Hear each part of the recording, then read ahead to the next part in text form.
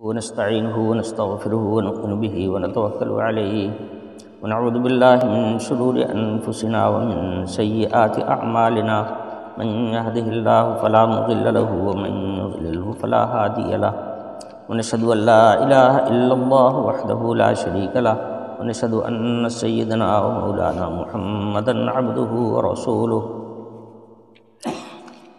أما بعد فأعوذ بالله من الشيطان الرجيم بسم الله الرحمن الرحيم فلما جاء آل لوط المرسلون قال إنكم قوم منكرون قالوا بل جئناك بما كانوا فيه يمترون وآتيناك بالحق وإنا لصادقون فأسر بأهلك بقطع من الليل واتبع أدبارهم ولا يلتفت منكم أحد وامضوا حيث تؤمرون وقضينا إليه ذلك الأمر أن دابر هؤلاء مقطوع مصبحين وجاء أهل المدينة يستبشرون قال إن هؤلاء ضيفي فلا تفضحون واتقوا الله ولا تخزون قالوا أولم ننهك عن العالمين قال هؤلاء بناتي إن كنتم فاعلين لعمرك إنهم لفي سكرتهم يعمهون فأخذتهم الصيحة مشرقين فجعلنا عاليها سافلها وأمطرنا عليهم حجارة من سجيل إن في ذلك لآيات للمتوسمين وإنها لبسبيل مقيم إن في ذلك لآية للمؤمنين وإن كان أصحاب الأيكة لظالمين فانتقمنا منهم وإنهما لبإمام مبين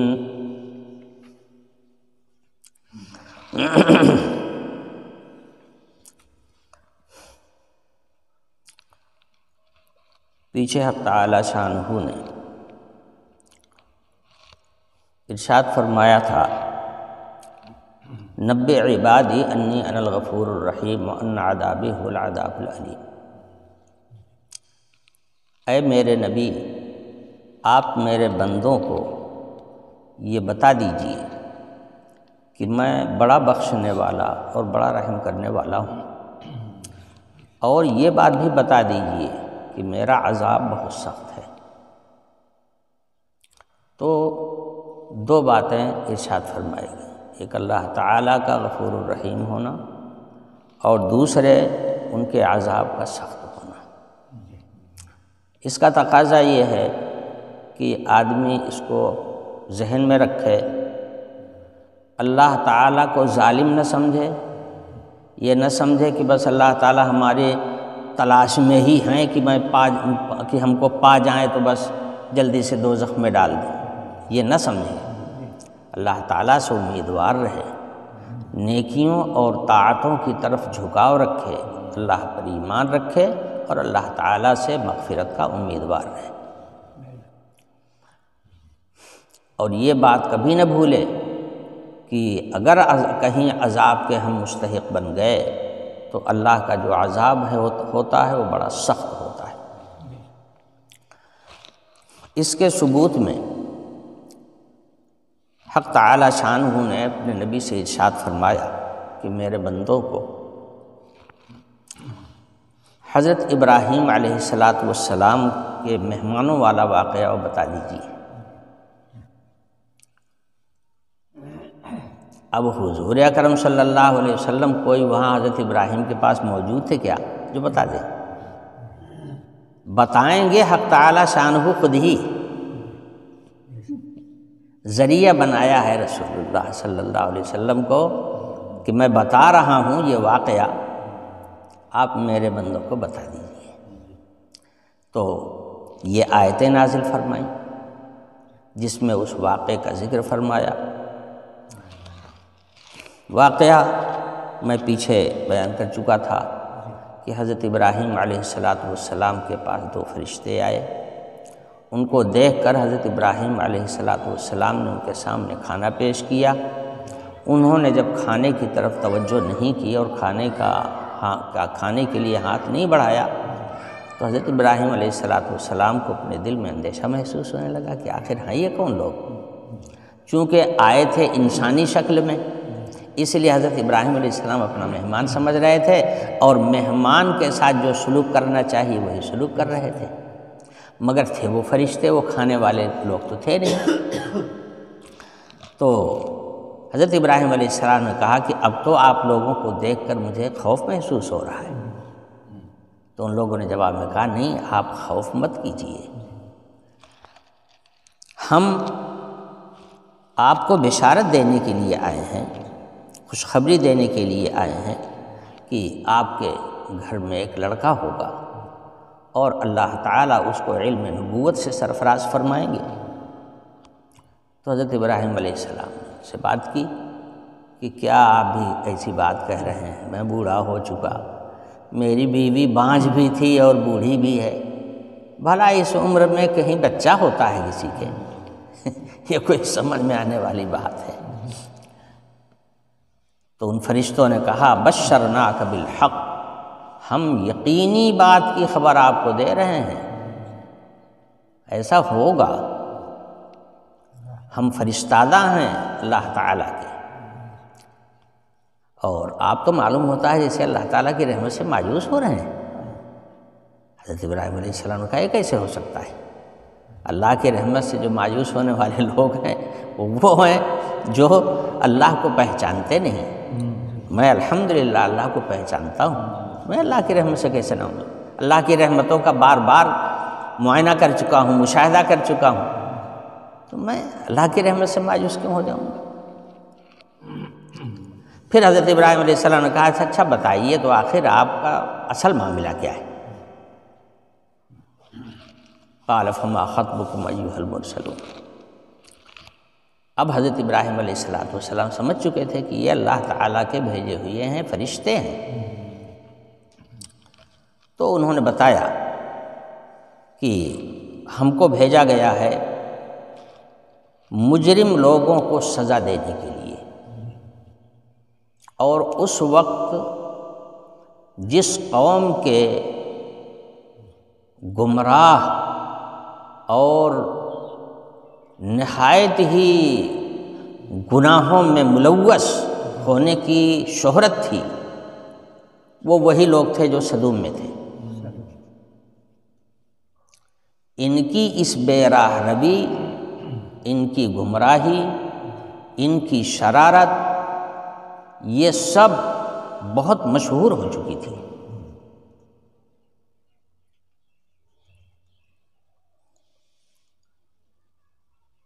سدومی جب کوئی باہر کا آدمی سامان بیچنے کے لیے وہاں گاؤں میں آتا، بستی میں آتا، یہ لوگ اس کے سامان کو دیکھنے کے بہانے لے کر کے سب لے جا کے اپنے گھر میں رکھ لیتے تھے، اور اس کو مار پیٹ کر کے بھگا دیتے تھے، سامان چھین لیتے اور اس کو مار کے بھگا دیتے۔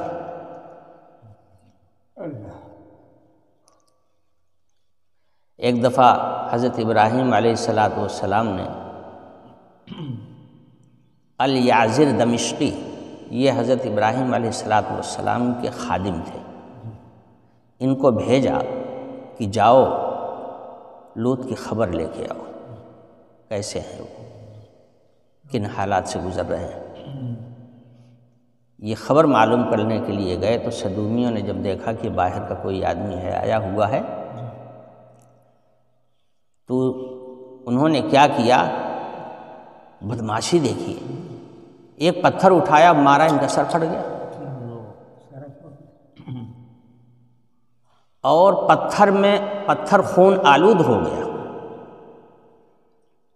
تو سب اکٹھا ہو گئے، اب الیعزر اکیلے اور بہت سارے لوگ اکٹھا ہو گئے۔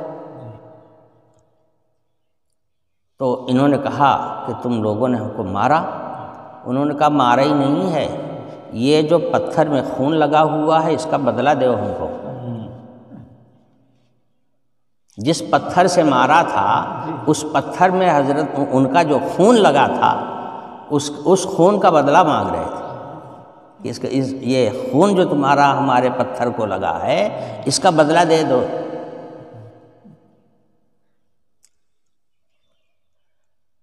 تو الیعزر نے کیا کیا کہ اٹھایا اسی پتھر کو دوبارہ، اٹھا کے مارا ان کے ایک کے سر پہ لگا اور پھٹ گیا اس کا بھی سر۔ کہا کہ اب تم اپنے میرے خون کا بدلہ اپنے خون سے لے لینا۔ یہ تو ان کی بہادری کی بات تھی، لیکن یہ کہ ان کی شرارت کا اندازہ کیجیے کہ بدماش کتنے تھے، اتنے شریر تھے، لوگوں کے ساتھ اس طرح کا ظلم کرتے تھے، لوگوں کو لوٹ لیا کرتے تھے۔ سامان اگر کوئی لے کر کے آ جاتا بیچنے کے لیے تو اس کے سامان کو چھین لیتے، اتنا گرے ہوئے تھے اور اتنا راہ سے ہٹے ہوئے تھے۔ اور ان کی جو عادتیں تھیں، ان عادتوں میں ایک عادت سب سے بری یہ تھی جو اس کے پہلے دنیا میں کبھی یہ عادت کسی کی نہیں رہی، لوگ جانتے بھی نہیں تھے اس عمل کو۔ وہ یہ تھا کہ یہ اپنی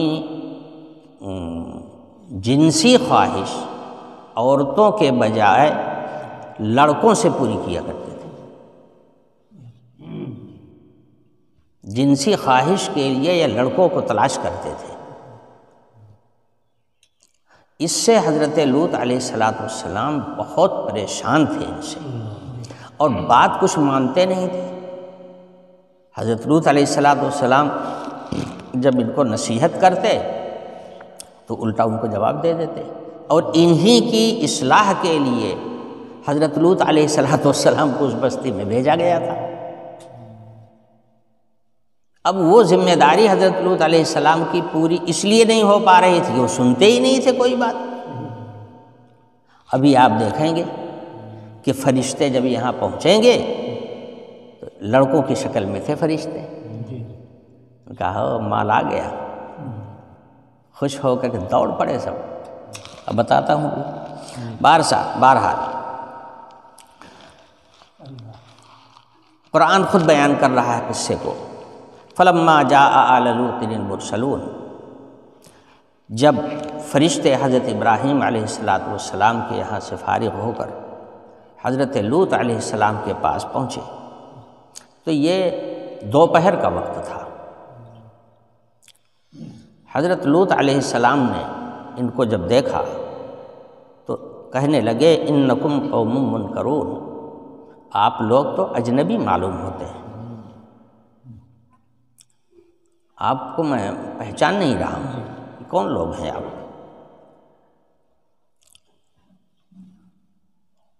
تو فرشتوں نے جواب دیا بل جئناک بما کانوا فیہ یمترون، جس عذاب سے آپ اپنی اس قوم کو ڈرایا کرتے تھے اور یہ ٹھٹھا کرتے تھے اور کہتے تھے کہ یہ سب کیا قصہ کہانی تم سناتے ہو، یہ جنت دوزخ کی بات، اللہ کے عذاب کی پکڑ کی بات، یہ سب باتیں کیا ہم کو تم سمجھاتے ہو، جیسے آج کے کسی کافر کو آپ سمجھانے لگیے تو سنے گا کوئی بات۔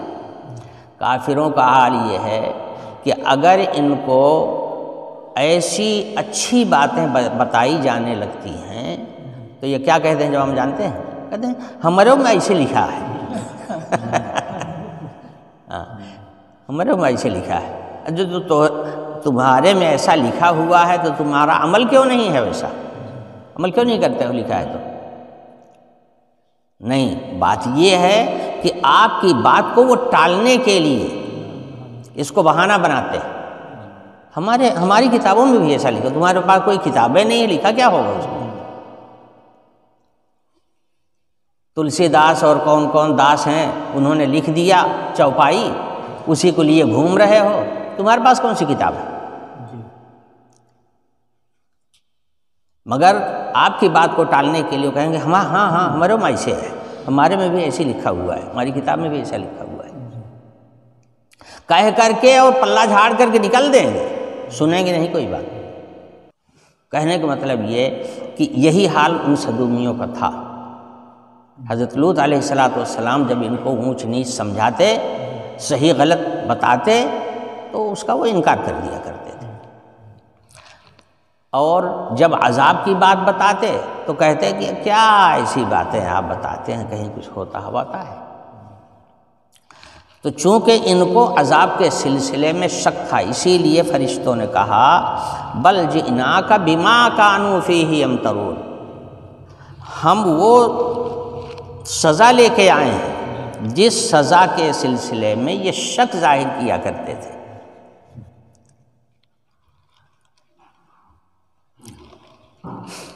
وَآتَيْنَاكَ بِالْحَقِّ، اور ہم آپ کے پاس یقینی بات لے کے آئے ہیں، اور ہم جو کہہ رہے ہیں وہ سچی بات ہے، ہم سچے لوگ ہیں، یعنی ہم فرشتے ہیں اللہ کے، اور اب عذاب ان کے اوپر آ چکا ہے اور وہ ٹل نہیں سکتا۔ اب اسی عذاب میں ان کی جڑ اکھڑ جائے گی، یہ نام اور نشان کے لیے نہیں بچیں گے، ایک نہیں رہ جائے گا اس میں۔ چنانچہ جب ایسا ہونے والا ہے تو حضرت لوط علیہ السلام سے فرشتوں نے کہا کہ آپ راتوں رات اپنے ماننے والوں کو ساتھ لے کر کے اس بستی سے نکل جائیے۔ جائیں کہاں؟ بعض لوگوں نے کہا کہ ملک شام جانے کا حکم دیا،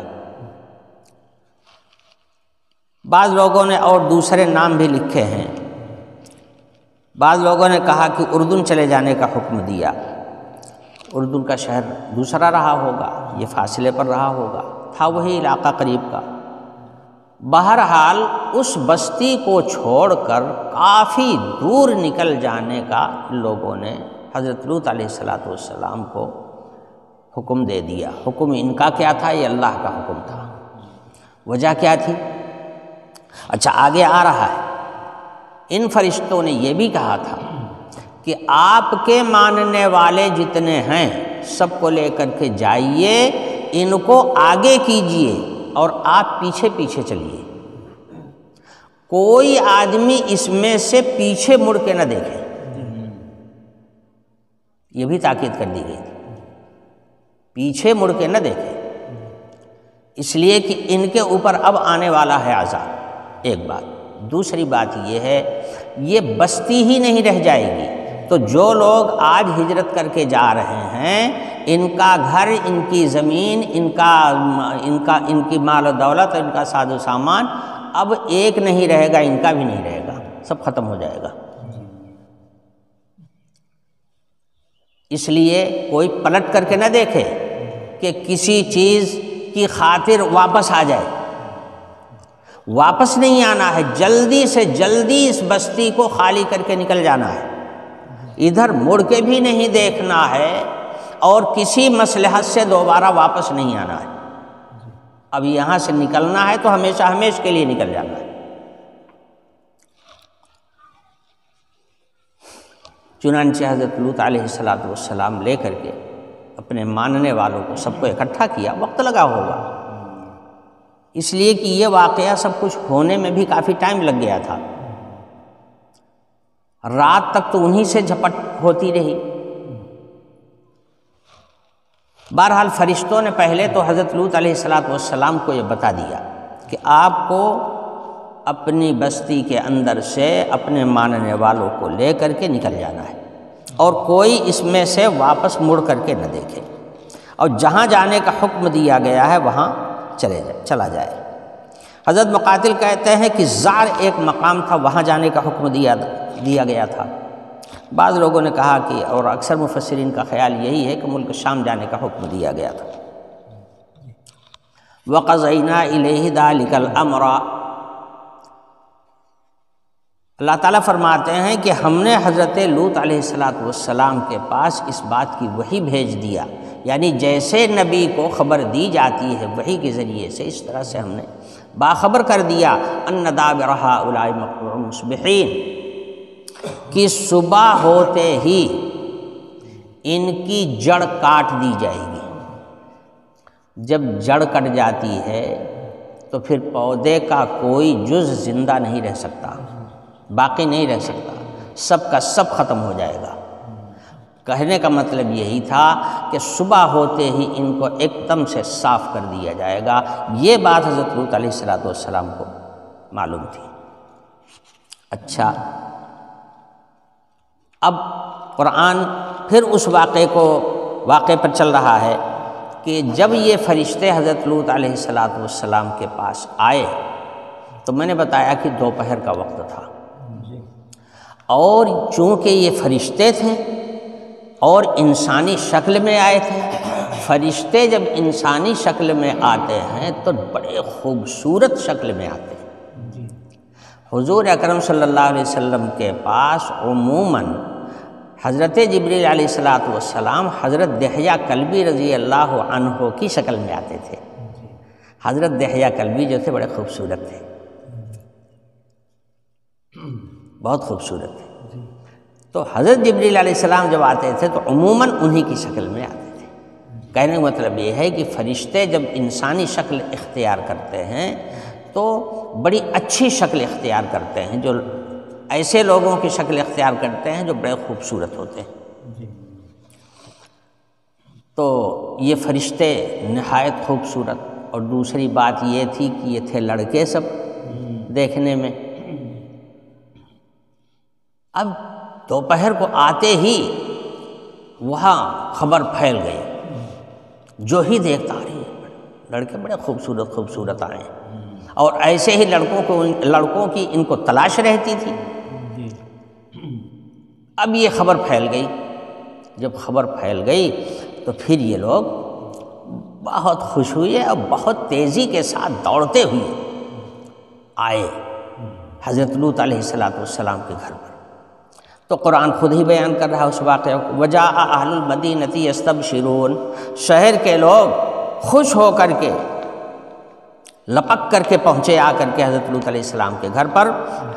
تو حضرت لوط علیہ السلام سمجھ گئے ان کے مقصد کو کہ یہ تو میرے مہمانوں کے ساتھ دغا بازی کر کے اور مجھے رسوا کرنا چاہتے ہیں۔ بھائی اگر مہمان کی رسوائی ہوتی ہے کسی کے دروازے پر، تو جس کے دروازے پر رسوائی ہوتی ہے وہ دروازے والے کی رسوائی ہوتی ہے۔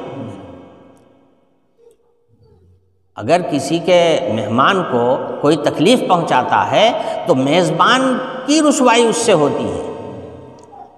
تو حضرت لوط علیہ السلام نے جب ان کا مقصد سمجھ لیا تو کہنے لگے ان ہؤلاء ضیفی فلا تفسحوا، دیکھو تم ہر جگہ شرارت کرتے ہو، یہ میرے مہمان ہیں، کم سے کم میرا تو خیال کرو، یہ میرے مہمان ہیں۔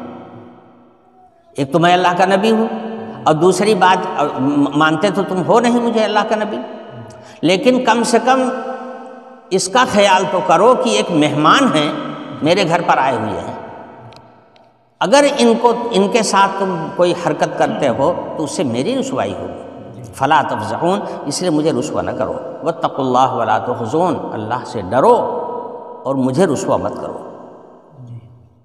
تو جواب کیا دیتے ہیں؟ قالوا اولم ننہک عن العالمین، اے لوط کیا ہم نے اس کے پہلے تم کو منع نہیں کر دیا تھا کہ ہمارے کسی کام میں دخل مت دیا کرو؟ یہ تھا جواب۔ کیا ہم نے پہلے ہی نہیں کہہ دیا تھا تم سے کہ میرے کسی کام میں دخل مت دیا کرو؟ ہم کیا کر رہے ہیں، کیسے کر رہے ہیں، جو کچھ ہم کریں تم دخل مت دیا کرو، تم ہمیں اونچ نیچ اور صحیح غلط مت بتایا کرو۔ اولم ننہک عن العالمین۔ حضرت لوط علیہ السلام بہت پریشان تھے۔ اچھا، ابھی حضرت لوط علیہ السلام غالباً ان فرشتوں کو سمجھ نہیں پائے تھے کہ یہ فرشتے ہیں، ابھی تک وہ مہمان ہی سمجھ رہے تھے، کیونکہ قرآن کچھ حصہ بیان کرنے کے بعد پیچھے لوٹ کر کے پھر اس واقعے کو بیان کر رہا ہے، تو اسے شبہ ہوتا ہے کہ پہلے ابھی معلوم نہیں تھا، ابھی تو یہ مہمان گھر پہ پہنچے ہی تھے، اور جیسے ہی خبر پھیلی شہر کے اندر لوگ دوڑ پڑے ان کی طرف عادت کے مطابق۔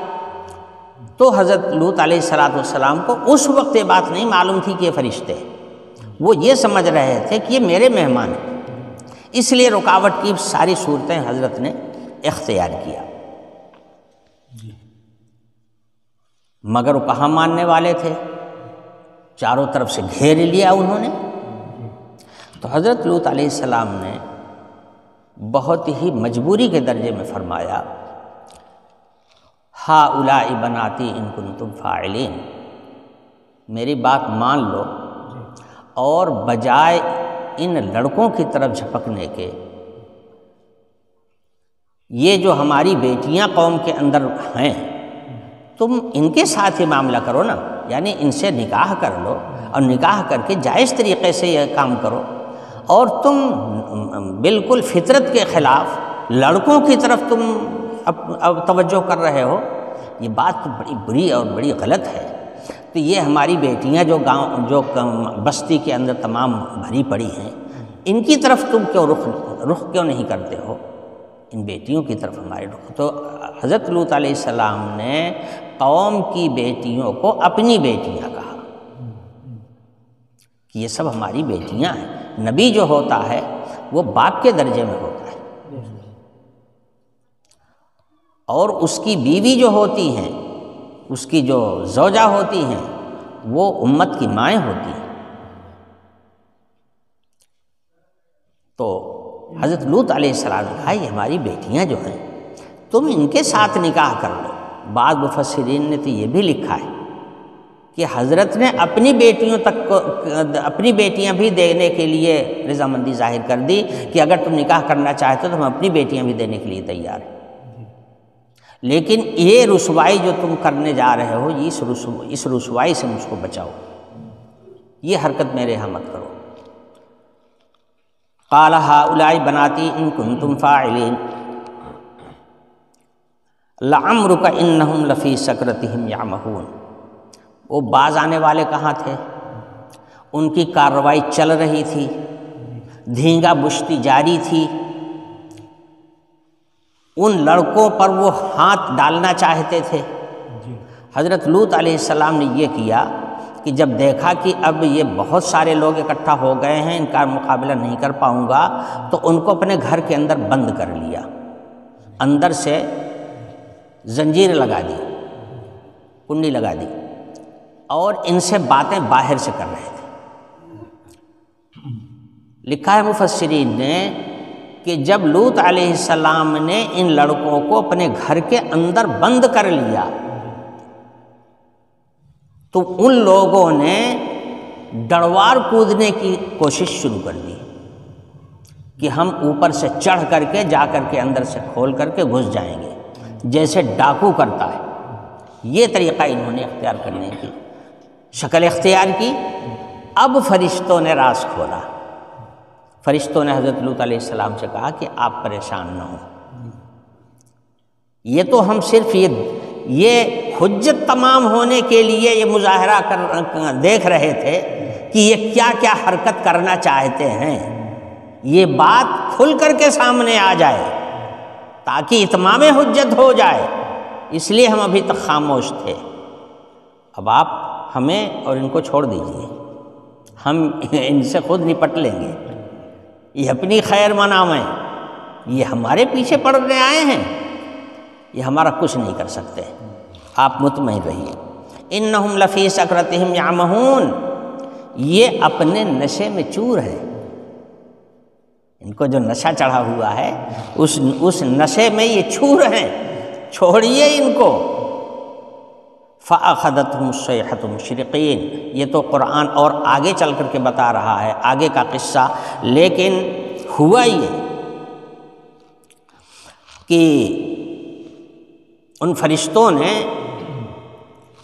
دروازہ کھول دیا اور دروازہ کھول کر کے اپنا پر یوں چلا دیا سامنے۔ پر چلانا تھا کہ ان کی سب کی آنکھیں اندھی ہو گئی، اب بینائی ختم ہو گئی، جتنے آئے تھے سب نابینا ہو گئے، اب ان کو راستہ سوجھائی نہیں پڑ رہا ہے، کچھ دکھائی نہیں پڑ رہا ہے۔ آنکھ ہی والا تو کام کر رہے تھے نا، آنکھ ہی چلی گئی، اب کچھ سوجھائی نہیں پڑ رہا ہے، تو اب اپنی آنکھ کے لالے پڑ گئے، تو کہنے لگے کہ لوط یہ جو کچھ ہو رہا ہے نا تمہارے گھر پر، صبح ہم بتائیں گے تم کو، صبح بتائیں گے، تم کو پتہ چل جائے گا کہ تم کیا کیا کروا رہے ہو، ان کو بٹھا کر کے یہاں۔ صبح کا وعدہ دیا۔ فرشتوں نے کہا صبح ہوتے ہوتے تم اپنی خیر مناؤ کہ تمہارے ساتھ کیا ہوگا۔ قرآن تو یہاں پر یہی کر رہا ہے، فَأَخَذَتْهُمُ الصَّيْحَةُ مُشْرِقِينَ۔ صبح یہاں تو بڑا مختصر ہے، دوسری آیات میں اس کی تفصیل ہے کہ حضرت لوط علیہ السلام تو اپنا قافلہ لے کر کے نکل گئے اور فرشتے وہیں رہے، وہیں بستی میں ہی رکے رہے۔ جب یہ قافلہ وہاں سے باہر ہو گیا، لوط علیہ السلام کے سارے ماننے والے حضرت لوط علیہ السلام کے ساتھ باہر نکل گئے۔ ان کی بیوی جو تھی حضرت لوط علیہ السلام کی، انہیں سدومیوں کی لڑکی تھی، اس لیے طبیعت اس کی ویسی ہی تھی، گندی جیسے ان لوگوں کی تھی۔ تو اس کو بھی حضرت نے کہا کہ تو بھی چل میرے ساتھ، تو ساتھ گئی کچھ دور تک، لیکن جیسے ہی بستی سے باہر یہ لوگ ہوئے اور ادھر شور و غل کی آواز شروع ہو گئی، تو اس کے کان میں جب آواز پڑی تو اس نے پیچھے مڑ کر کے دیکھا تو کچھ تباہی کے آثار نظر آئے، چلا کر کے بھاگ کر کے چلی آئی اپنے بھائی بھتیجوں کے بیچ میں۔ نتیجہ یہ ہوا کہ جو حشر سب کا ہوا وہی اس کا بھی ہوا، وہ بھی ہلاک ہو گئی۔ تو یہ سب ہوتے ہواتے صبح ہو رہی تھی۔ صبح کا وقت ان کے لیے خاص طور سے عذاب کے لیے اس لیے متعین کیا گیا کہ جب ان لوگوں کی آنکھیں اندھی ہو گئی تھی تو انہوں نے حضرت لوط علیہ السلام کو دھمکایا تھا کہ ہونے دو صبح تو میں بتاتا ہوں تم کو۔ ادھر اللہ تعالیٰ کا عذاب صبح ہوتے ہی بھیج دیا گیا، سمجھے؟ ادھر سورج نکل رہا تھا اور ادھر ان کے اوپر عذاب آ رہا تھا۔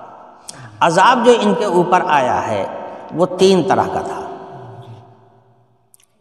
ایک تو یہ ہے کہ قرآن کہہ رہا ہے وَأَمْطَرْنَا عَلَيْهِمْ حِجَارَةً مِّن سِجِّيلٍ، پہلے تو ان کے اوپر کنکروں کی بارش ہوئی ہے۔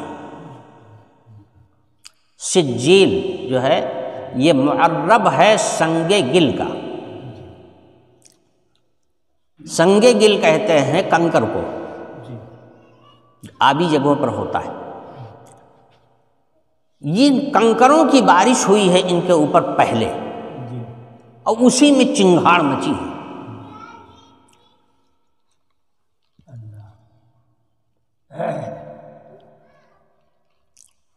اور اس کے بعد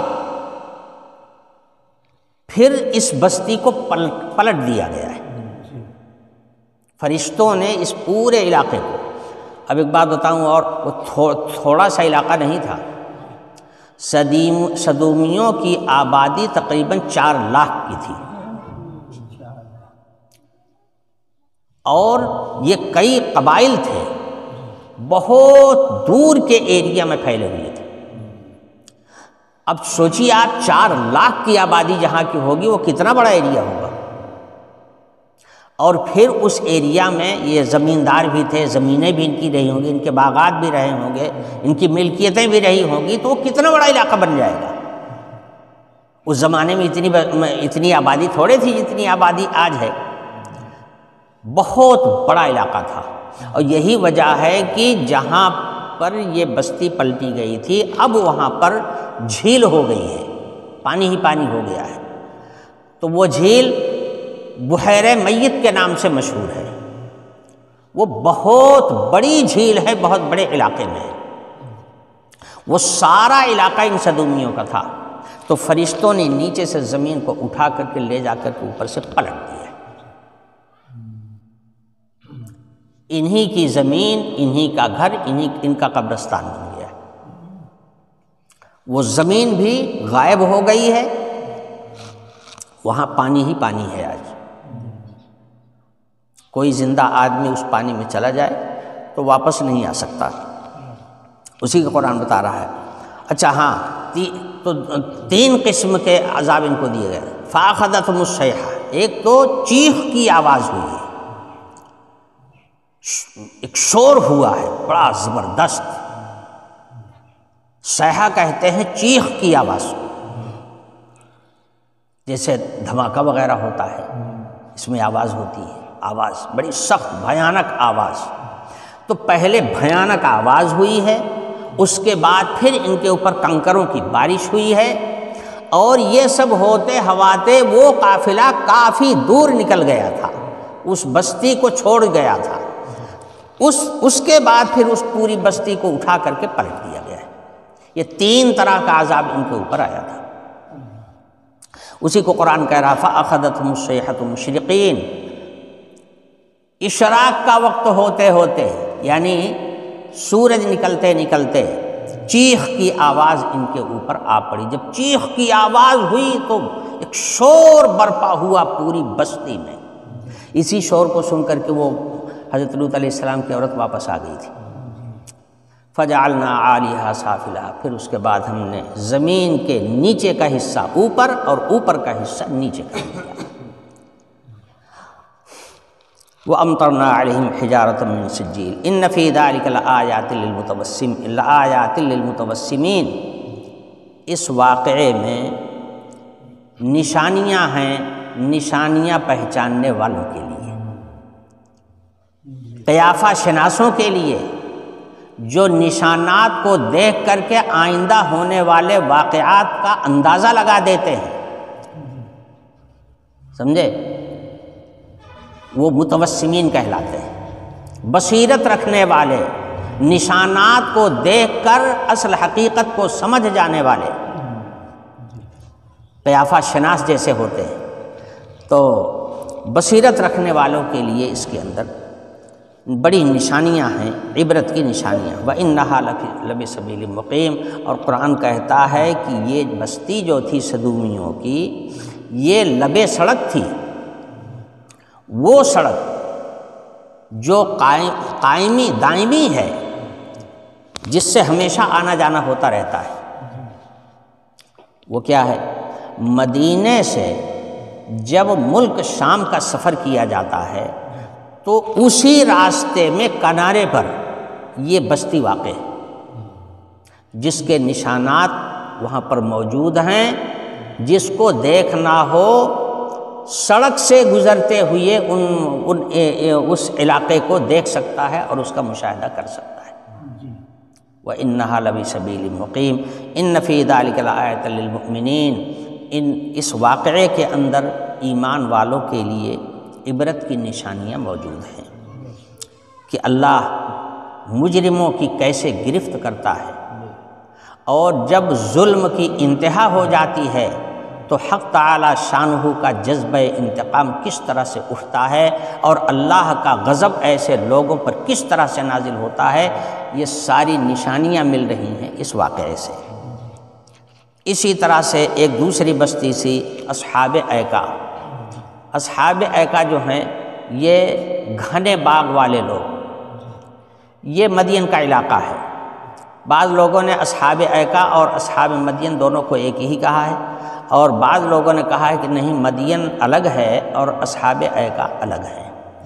مگر یہ دونوں بستیاں ایسی تھیں کہ جس کی طرف حضرت شعیب علیہ السلام نبی بنا کر کے بھیجے گئے تھے۔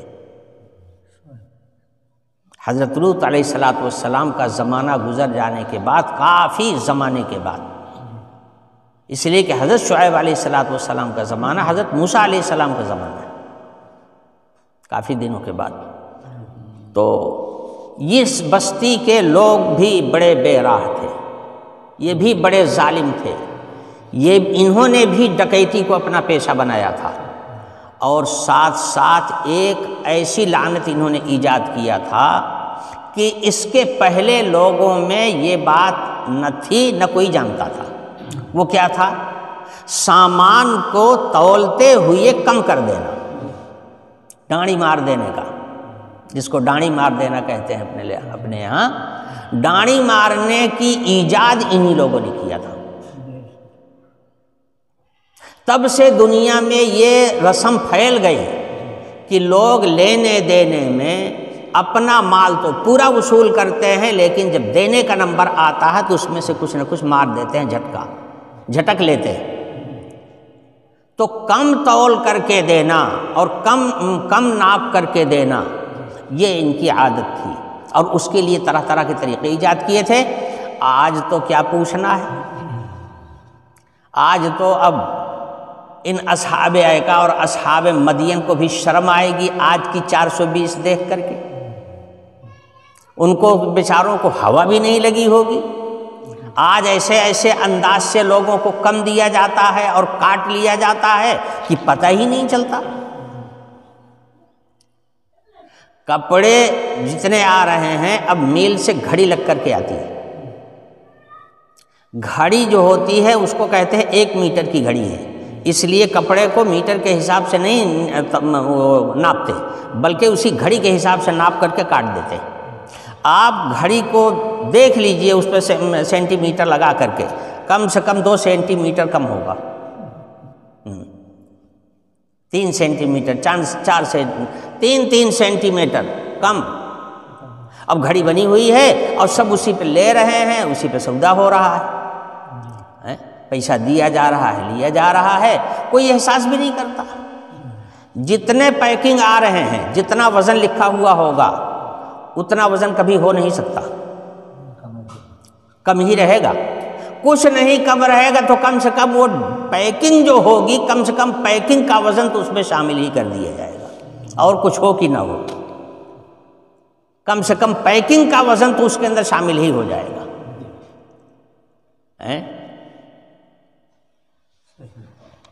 اب ڈبہ ہوتا ہے، ڈبہ اگر وزنی ہے تو جتنا بھی وزن ہوگا اتنا وزن اس مال کا گھٹے گا کہ نہیں گھٹے گا؟